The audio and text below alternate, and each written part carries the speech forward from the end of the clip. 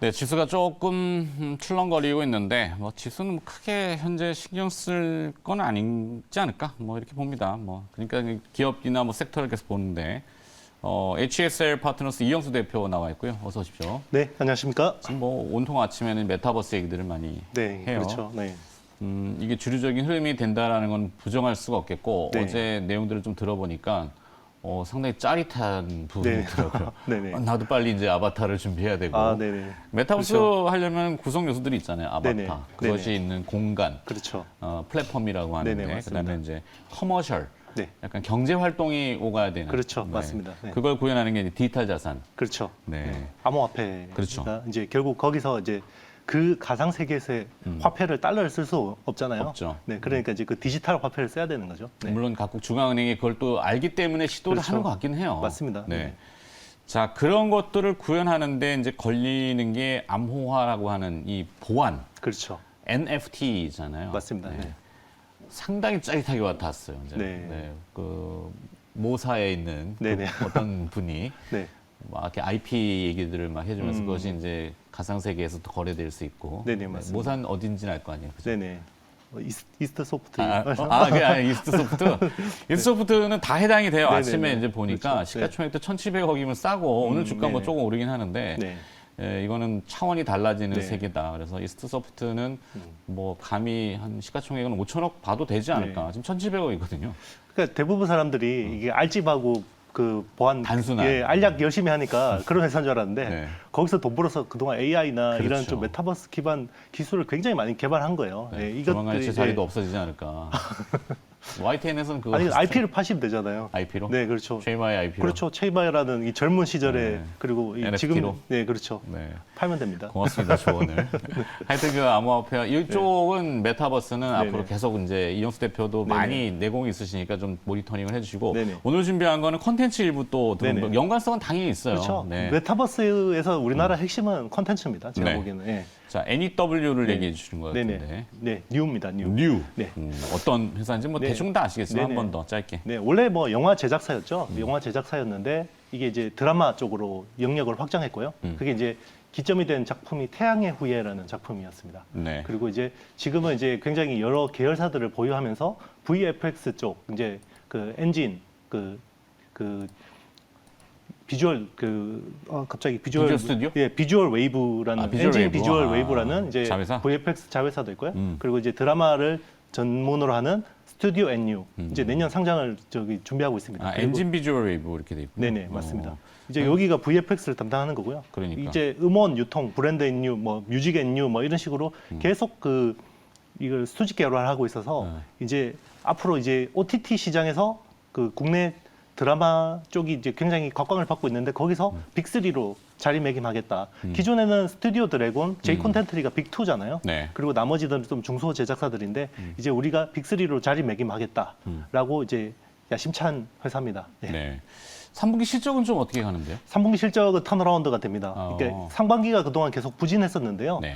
이제 3분기부터 영화 최근에 이제 인질이라고 황정민 주연의 네네네. 그게 뭐 코로나 시국에도 불구하고 그래도 나름 좀 선방한 실적을 보였거든요. 그리고 이제 정부 그 영상 그 기금이나 이런 쪽에서 지원을 받은 것도 코로나 있고. 때는 이제 네. 박스오피스 집계는 거의 뭐 의미 없죠. 그러니까 그래도 모가디슈랑 인질은 꽤 괜찮았습니다. 꽤 괜찮았죠. 네네. 네. 그래서 이제 이게 3분기에 인식이 되기 시작하고요. 네. 그리고 뉴라는 회사는 디즈니 플러스하고 떼놓을 수가 없습니다. 그러니까 그동안 넷플릭스가 국내 제작사들을 다 이렇게 바인딩을 시켜놔 버렸잖아요. 네. 스튜디오 드래곤, 제이 콘텐트리 여기 장기 공급 계약을 해서 바인딩을 시켜놨는데 디즈니 플러스가 이제 이제 뉴를 잡은 거죠. 그러니까 뉴를 잡아서 이제 이 회사를 빅3로 키우겠다라는 그런 생각이 있는 겁니다. 네. 그리고 이제 그 계약에 대한 계약금이나 이런 부분들이 3분기 일부 인식이 될 수 있고요.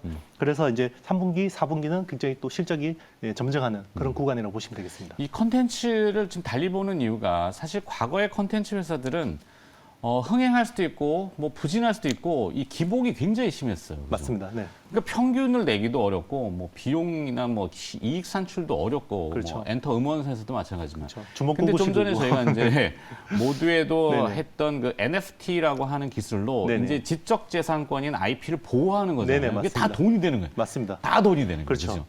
그 어마어마한 자산이 될 수 그렇죠. 있단 말이죠. 네네. 아, 이게 굉장히 짜릿한 부분이더라고요. 맞습니다. 네. 그러니까 IP 지금 가치를 말씀하셨으니까 조금만 이제 말씀드리면 맞아요. 기존에는 드라마를 어떤 식으로 편성을 하냐면요.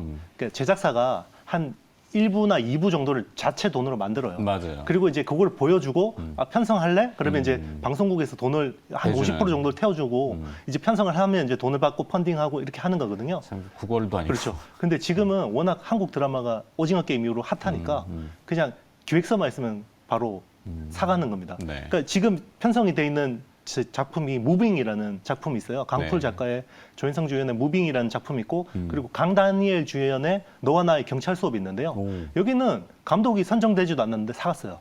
아, 이 뉴. 네, 제작- 뉴 거를 예, 디즈니 플러스에서. 네. 그게 감독이 사실 정해지지도 않는데 주연 배우만 보고 그냥 산 거거든요. 입도 선매를 막 맞습니다. 하는 이유가 다 있을 겁니다. 그렇죠. 그게 결국 IP의 가치입니다. 맞아. 말씀하신. 네. 자, 하여튼 실적이 올라온다는 부분이고 OTT 네. 시장 내 컨텐츠 확보 경쟁 심화, 당연히 수혜가 예상이 되죠? 네네 맞습니다. 네. 네. 일단 국내 전체 드라마 제작 캐파가 연간 한 100편으로 보시면 됩니다. 네. 여기에는 이제 뭐 아침 드라마, 뭐 이런 막장 드라마까지 다 포함된 거고요. 그렇죠. 네. 그런데 지금 계속 OTT 쪽에서 수요가 생기고 그리고 국내 OTT도 생기고 계속 어떤 한국 드라마를 요구하는 수요자들이 많아지다 보니까 계속 쇼티지예요. 그런데 제작사들은 그동안 역량이 안 되기 때문에 시스템화 안 됐기 때문에 이걸 캐파를 갑자기 막 늘릴 수가 없는 상황이거든요.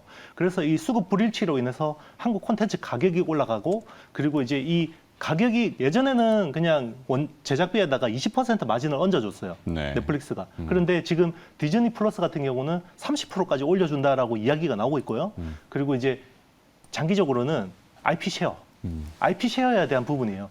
만약에 IP가 쉐어가 된다 그러면 그렇죠. 이게 나중엔 진짜 멀티플이 한번 또 점프업 할 수 있거든요. 네. 거기 맞습니다. 굉장히 중요한 포인트입니다. 수익성이 문제입니다. 네. 결국 오늘의 테마는 IP입니다. 네. 디즈니 플러스하고 5년간 독점 공급 계약 체결 어떤 내용입니까? 이게 이제 정확한 계약 내용은 알 수 없는데요. 과거에 넷플릭스가 스튜디오 드래곤, 제이 콘텐츠리가 맺은 계약보다 굉장히 유리하다라는 거는 좀 업계 분위기만 보면 알 수 있는 거고요. 네. 이게 이제 뭐 도는 이야기로 그냥 추정해 보면 매년 러프하게. 한 편, 두 편 의무 편성. 그러니까 뉴가 우리 공급할게 그러면 무조건 디즈니 플러스가 사주게 돼 있는 게 5년 계약이고요. 장기 공급. 네네. 그리고 이제 그 텐트폴 드라마 무빙 같은 경우는 그렇죠. 30%에서 뭐 혹자는 40%까지 이야기하는데 그건 좀 약간 오바인 것 같고요. 한 30% 마진까지 만약에 500억짜리 드라마면 150억 영업이익이 바로 붙는 겁니다. 네. 이제 그런 식으로 계약이 돼 있고 그리고 이제 후속 그 텐트폴 드라마들이 있습니다. 다 강풀 작가 원작인데요. 그리고 이제 무빙 이후에 브릿지, 타이밍 이런 것들이 있는데 그런 것들은 제작비 더 큽니다. 막 700억대 막 이렇거든요. 네. 지금 무빙이 역대 최고 드라마 제작비를 찍을 것 같습니다. 오. 이게 미스터 선샤인 이후로 가장 비싼 드라마가 될 것 같거든요. 네. 그럼 그 후속도 뉴에서 나올 가능성이 높은 거죠. 오케이. 자, 오늘 시간 관계에서 여기까지. 이제 IT의 신에서 컨텐츠의 신도 같이 뭐 그 전직 기자를 했기 네. 때문에 이런 세세한 부분들을 조합해서 사람이 네네. 어떻게 나아가는지를 알 수 있잖아요. 네네, 감각이 그렇죠. 있고 메타버스 지식이 때문에 있으니까. 콘텐츠 공부한 겁니다. 맞아요. 거기도 다 어떻게 보면은 다 IT 디바이스 맞습니다. 하드웨어가 연결이 다 되니까. 기반이 돼 있기 때문에요. 어. 네. 조금 못다한 얘기는 저희 오늘 또 같이 유튜브 네네. 찍어놓은 거 저녁에. 네네. 네. 39금에서 좀 알겠습니다. 디테일하게. 네. 그래서 오늘은 뉴. 네. 네, 저는 이스트 소프트. 네네. 봅시다 한번. 네. 네네. 자, HSL 파트너스의 이형수 대표였습니다. 고맙습니다. 네, 감사합니다.